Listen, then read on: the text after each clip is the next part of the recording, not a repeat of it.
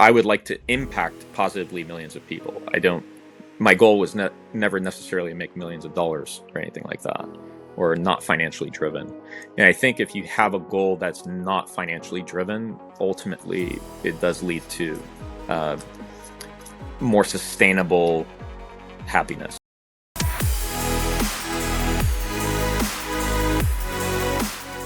Welcome to the Build to Billions podcast, where we guide successful entrepreneurs and investors on their journey from millions to billions. We believe the key to scaling and compounding your wealth and life starts every single day with the mindset and practice of stewardship over ownership and applying billionaire biblical principles. Our ultimate goal is to help you scale and compound your wealth and life so you can give more all of it away to help MVPs, the most vulnerable people. My name is Brett Swartz, and each and every episode we're joined by some of the world's top entrepreneurs, millionaires, and billionaires, and they share their secrets and insights and wisdom with us so we can all level up and scale to make a bigger impact. I'm excited about our next guest.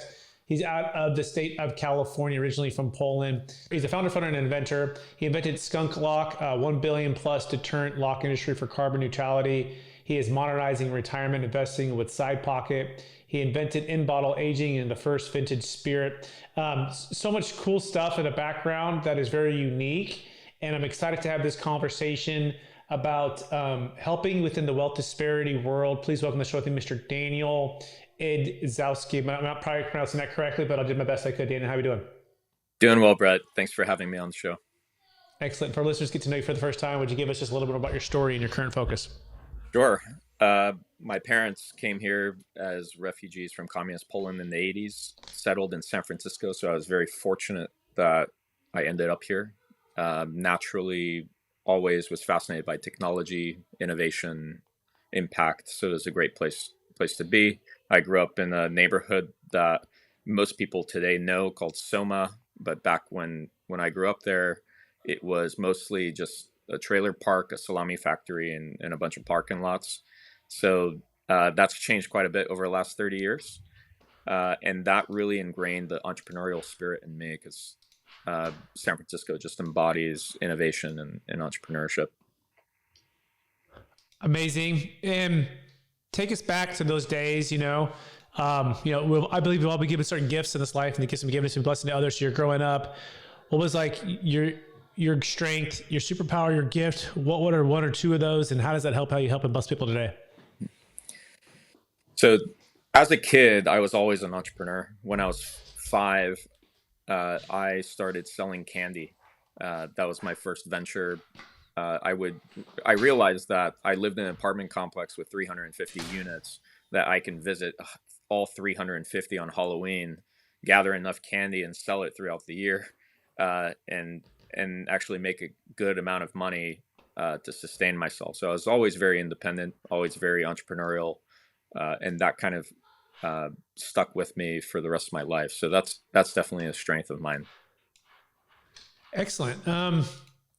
Love that. I love that resourcefulness and the entrepreneurial spirit. So let's dive right into the topic at hand, which is the wealth disparity and disparity and ways to help to bridge that gap. What's the number one insight or thought you want to share to start us off?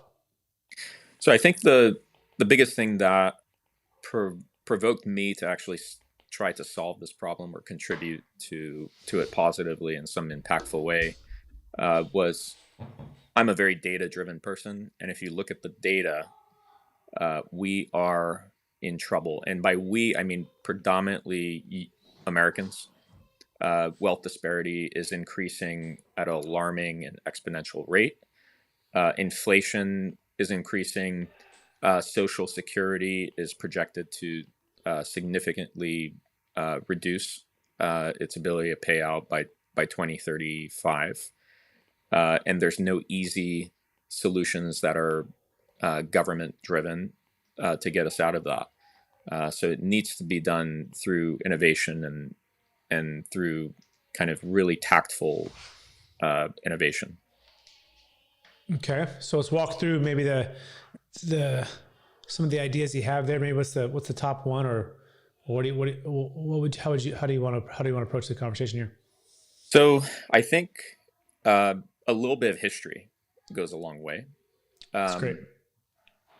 And I always like to, I'm a big believer that try to be useful in terms of what you share. If you can't be useful, try to be entertaining. And the best way of being entertaining is if you can share things that most people will shock them or that they don't know. I think what most people don't know today, that is a undeniable truth, is that every single wealth manager out there uses the same model for investment allocation, asset allocation. That is a derivative of a PhD thesis called Portfolio Selection that was written in 1952 by a guy named Harry Markowitz. The derivative of this thesis is what's now known as modern portfolio theory, uh, or some people also derive from that something called strategic asset allocation. So whether you're using a robo advisor or a mom and pop RIA, registered investment advisor, that you've been with for 30, 40 years down the street, they're all doing the same thing. What most people don't know is that it doesn't really suit the modern investor anymore. And I would go as far as saying is it doesn't work anymore. And the reason for that is a big part of the assumptions made in that uh, thesis essentially was that correlations of different asset classes uh, are going to remain relatively uncorrelated. But there's been globalization since 1952. Correlations of asset classes like US equities and European equities, particularly at the time when you need the benefit of diversification the most, approach one. So when the market falls, everything's falling, as it turns out. So the actual implication of this is we have tens of millions of Americans that are investing in these strategies where they're expecting the benefits of diversification. And the benefit is, generally speaking, when the market crashes, you don't lose that much money because the mathematics is it's nonlinear. So when you lose 50% of your retirement portfolio, it doesn't take 50% to get your money back. It takes 100%. So it's a nonlinear relationship, and Wall Street and every advisor on the planet is trying to hide that fact. Uh, because the biggest lie told in the industry is stocks go up and down, don't worry about it, they'll recover. Well, guess what? There is a small percentage of people that have access to strategies that don't crash 30% every few years. And as a result, they achieve milestones much faster. So, in short, access to these strategies is extremely gate capped and limited to the retail investor, and is contributing significantly to the wealth disparity crisis in the United States. Okay, got it. So I think I captured this.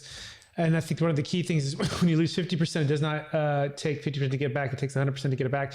And it sounds like I guess it's the 60-40 model, 60% stocks, 40% bonds at the general model. And this idea that this is, you're in a good diversified position, but really there's lots of foundational things that are, you mentioned it's not the modern way anymore. So let's move into like what you can do or what maybe someone should be considering.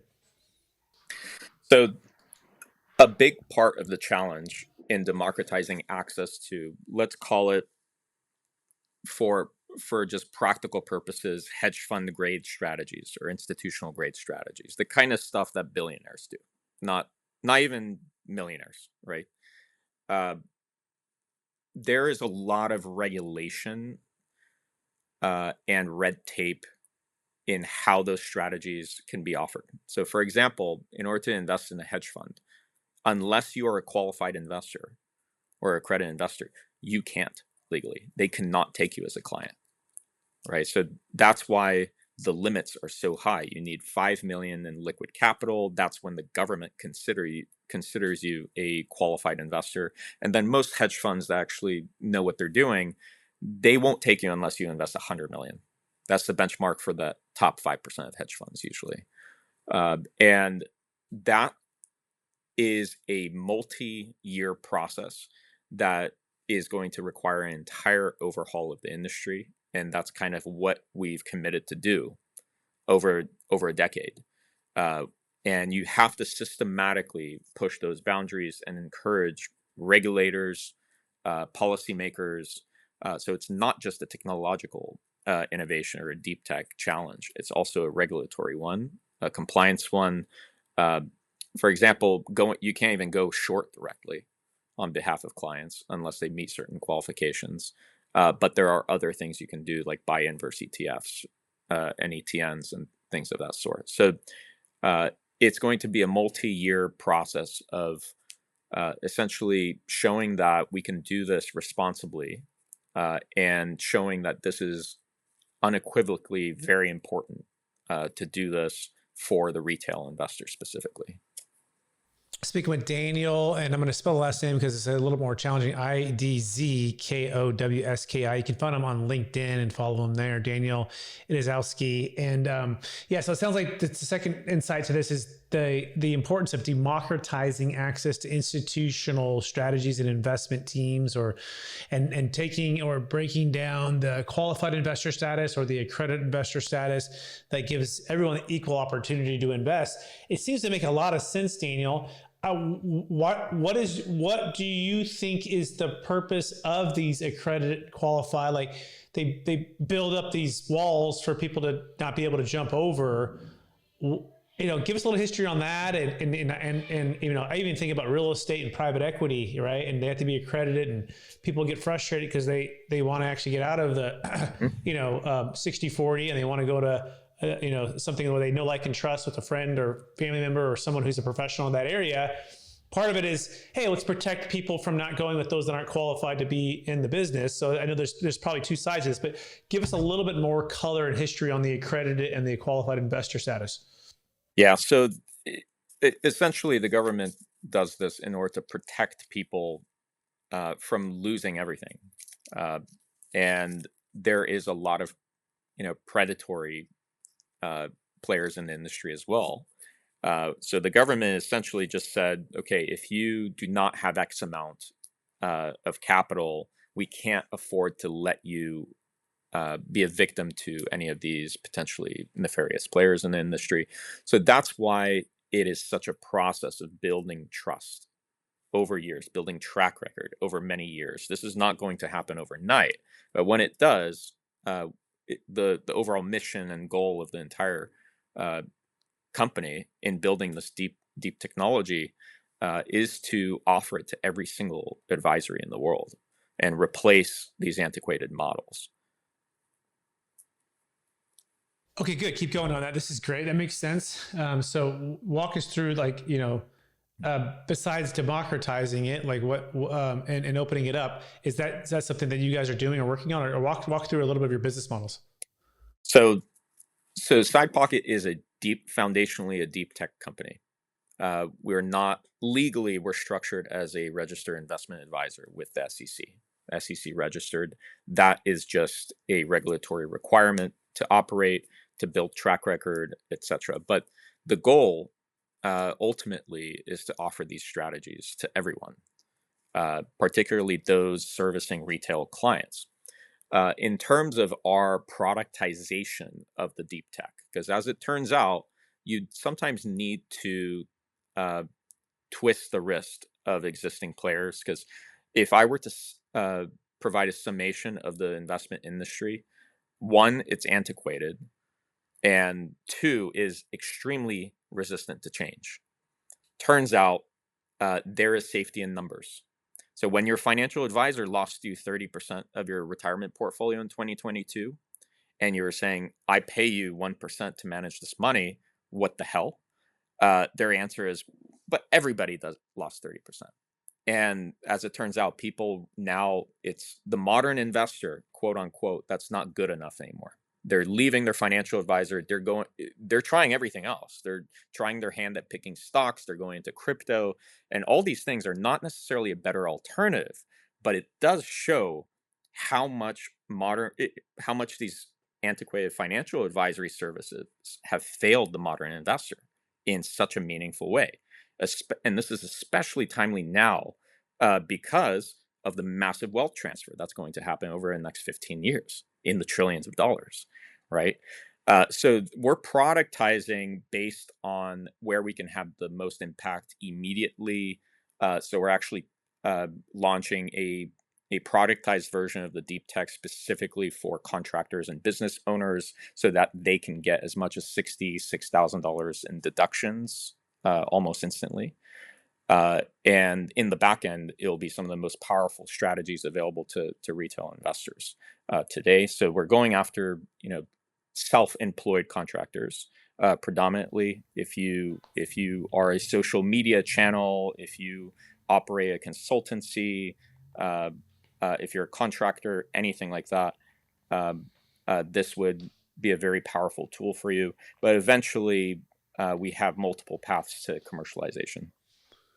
Okay, interesting. All right, so you guys are an RIA that uses deep tech to basically offer strategies to everybody that is outside of it's at the institutional type of level, but outside the traditional retail investors. Is that a fair summary so far? Mm-hmm. That's right. Okay. And all right.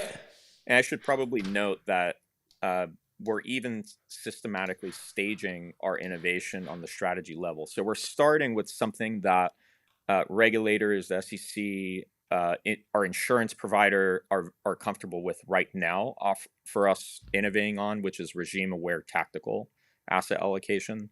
So we identify the economic regime using sophisticated mathematics and models, and then we tactically rebalance on average once a month. But eventually, we're pushing the boundary continuously to try to close that gap between what is currently offered to retail investors, and retail is anyone that doesn't have $5 million, and individuals that have $100 million to invest in the top hedge fund. Okay, great. So if someone was like, hey, I'm interested, how do they work with you guys, or what does that look like? Yeah, so you can visit SidePocket.com and sign up. And then there's a whole process to identify the type of investor you are and things of and determining whether you're a fit for what we have offered right now. So we don't offer everything. And you don't have to be, you could just be a retail investor. You don't have to be accredited, and you don't have to be working through an RIA. You don't have to be working through a financial advisor. You guys become that. Yeah. Correct. So in order to build track record and meet a few different milestones, we are offering it directly to clients right now. Yep. But our predominant vehicle for this is retirement specific accounts. So Roth IRAs, traditional IRAs, SEP IRAs, and this is productized through our unique kind of structuring of that with the tactical regime aware models in the back end. I love it. And by the way, I'm at sidepocket.com. Everybody, you can go here and it'll have a understanding the SidePocket difference, Robinhood or Betterment or Robot Advisors, and it has a whole entire investment approach, risk mastery tools, fees, cost structure, automation level. And you should take a peek at this and look at it. I'm loving what I'm hearing so far. And it seems it sounds pretty good. What haven't I asked you so far, Daniel, that you want to make sure that you share and get a chance to talk about here? Yeah, I guess one question that I like to address is kind of the why we're doing this. So I should mention our team is over 50% of the team is compensated entirely in equity, including myself. And we have a team of 20 people right now. So that's 10 people that came from high-paying jobs making over $600,000 a year at hedge funds as cryptographers, CTOs, quants, you name it, that are working effectively for free on this. And that should be an indication of how important what we're working on is. And our team should be on the website. Yeah, that is powerful. So you've got some of the best that have come from that world that are helping to build this now. Excellent. I love that. Let's talk about capital gains tax a little bit, right? So part of, you may or may not know, I have a company called Capital Gains Tax Solutions, and we focus on this $100 trillion transfer the next 5 to 15 years, largest wealth transfer in the history of the planet. And the lack of diversification, the lack of freedom and flexibility with the 1031 exchange. And we build what's called capital gains tax exit plans where we're able to exit businesses, real estate, Bitcoin, even stock, diversify, and then you can put it into investments like this, right? And harvest without having to suffer the tax consequences through an installment sale with the trust is a whole thing. And anyways, the main thing is just the need for this. 10,000 baby boomers turning 65 every single day. 80 million in the U.S. alone, and it's just this tsunami. And we believe it's the reverse Tea Party happening. And if we don't have great tax teams in place, that the government's going to get their hands on it, and we're gonna waste it away pretty quickly, right? Versus keep it in the hands of the people to create jobs, create economy, right? Spur economic growth. Just talk about that whole concept of capital gains tax and how you kind of approach it when it comes to exiting highly appreciated assets. Absolutely. So we're big believers that your first priority when starting your journey to achieve financial independence and financial freedom is to audit your taxes. And that's why we started with this new vehicle where we allow these small business owners, contractors to make massive five-figure deductions right off the bat. And why we're focused predominantly on retirement vehicles where there is no short-term capital gains. So we do offer brokerages directly, but we don't advertise them because the models are completely unrestrained in a tax advantaged account, where in a brokerage you have to weigh the balances of every rebalance. Is it worth rebalancing on a monthly basis relative to the short-term capital gains that are potentially experienced? So we think about this quite a lot, and fortunately, within the vehicles that we are able to offer, we're able to defer essentially all taxes for our direct clients. Got it. So yeah, within what for those who may or may not caught all of that, right? In IRA 401k, right, as an example, the income and the cap gains is all deferred within all the different trades, and until there's a distribution or a payment out, typically at a certain age, does any tax get incurred? And so it's a qualified plan versus unqualified, where it's going to be taxed and the efficiency is going to not be as efficient. So yeah, and so what we build, Daniel, is basically kind of like IRAs for your 10, 50, 100 million, $1 billion exit in a sense. And when it goes into these trusts, it owes you back the money, but the trust typically doesn't pay any tax because it can expense the interest that's owed to the person who sold it.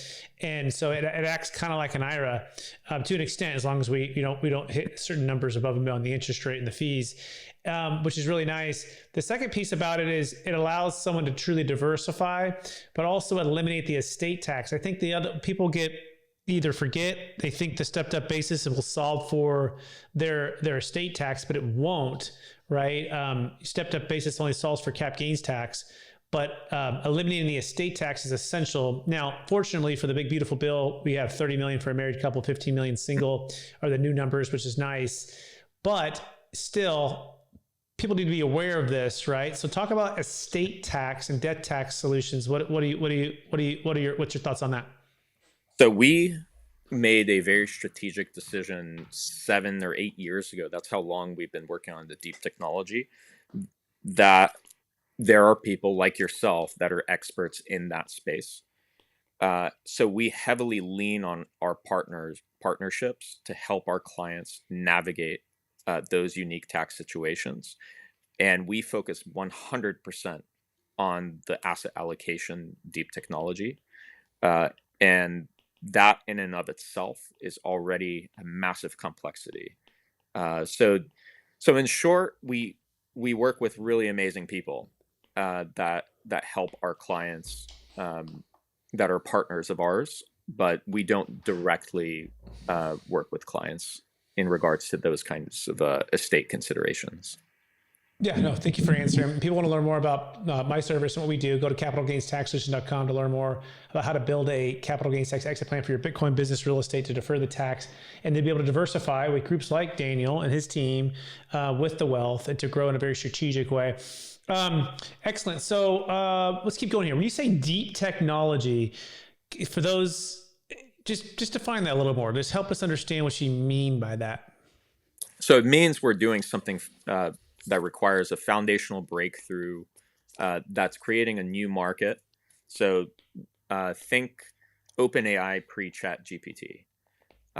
So we will be the foundational layer in the next 5-10 years of one category of the financial world, let's say. So this requires a significant investment as well, generally speaking, under most definitions. In our case, it's in excess of $10 million if you include uh, human capital, and over 5 years of pretty diligent research work as well and implementation. So deep technology is essentially building something foundational, something new, something novel that creates a new market that is inherently defensible. Sometimes it's patentable. Sometimes it operates as a trade secret. But it doesn't require us to move quickly. It requires us to build diligently. Got it. Excellent. That's really helpful. Talking about AI, right? What's some of the best ways that AI is helping you to enhance and accelerate your business plan and your vision?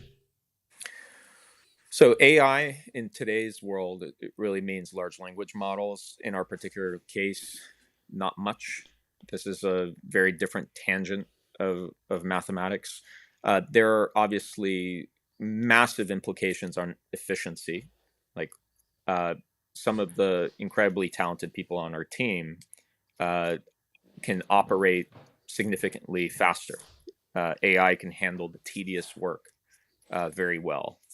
But ultimately, it does not handle breakthroughs and significantly foundational research. At the end of the day, it's still built by humans.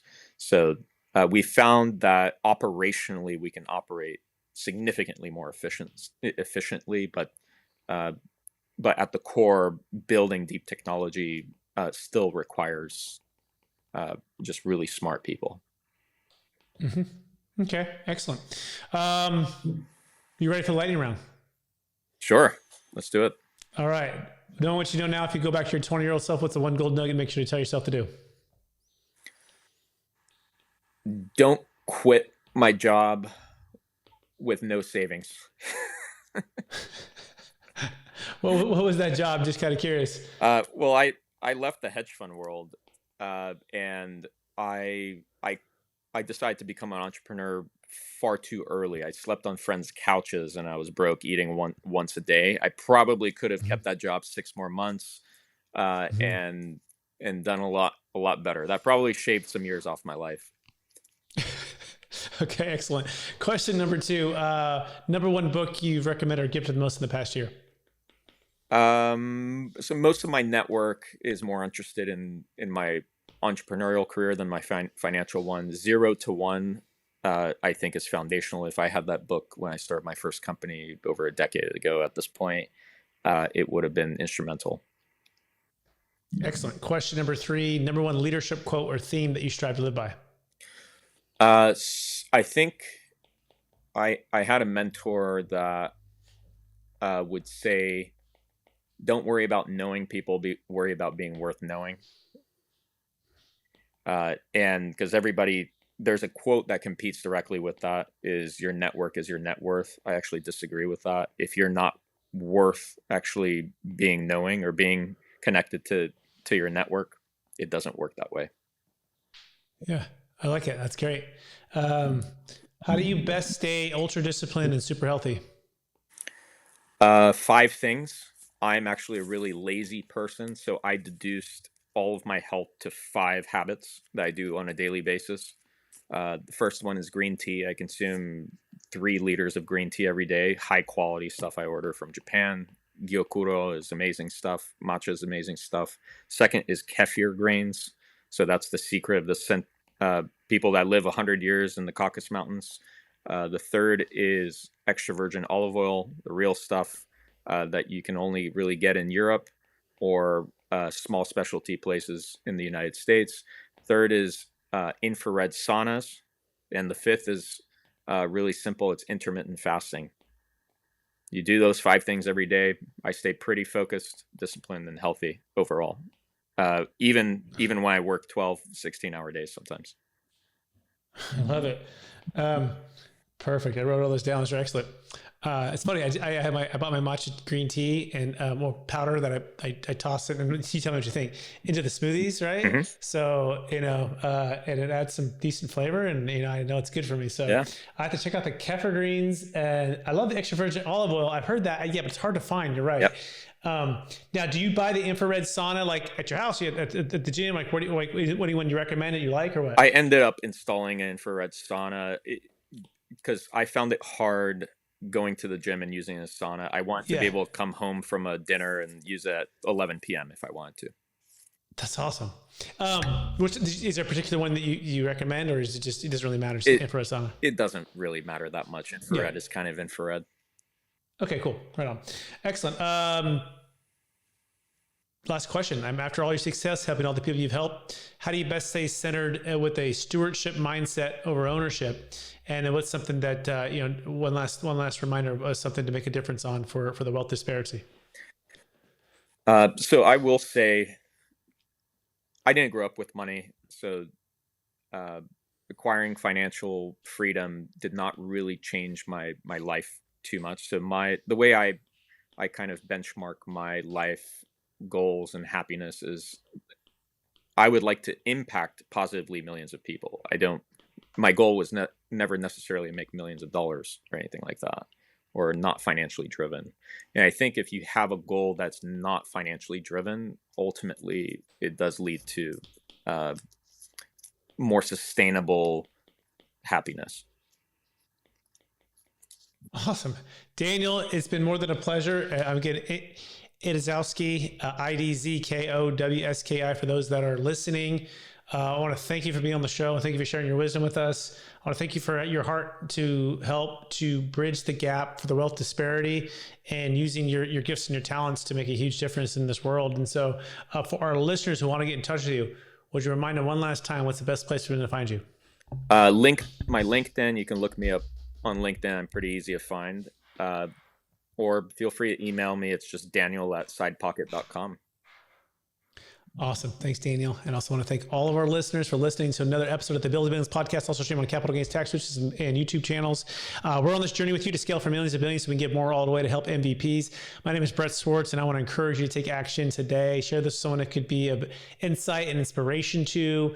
And also, if you have a large exit or know someone has a large exit of Bitcoin, business, real estate, massive capital gains taxes, $1 million net proceeds, $1 million gain, big enough deals, reach out to us at capitalgainstaxsolution.com and we can show you and give you an introduction to what we can do to help you on that. Appreciate everyone listening and watching out there, and we'll talk to you again real soon. Bye now.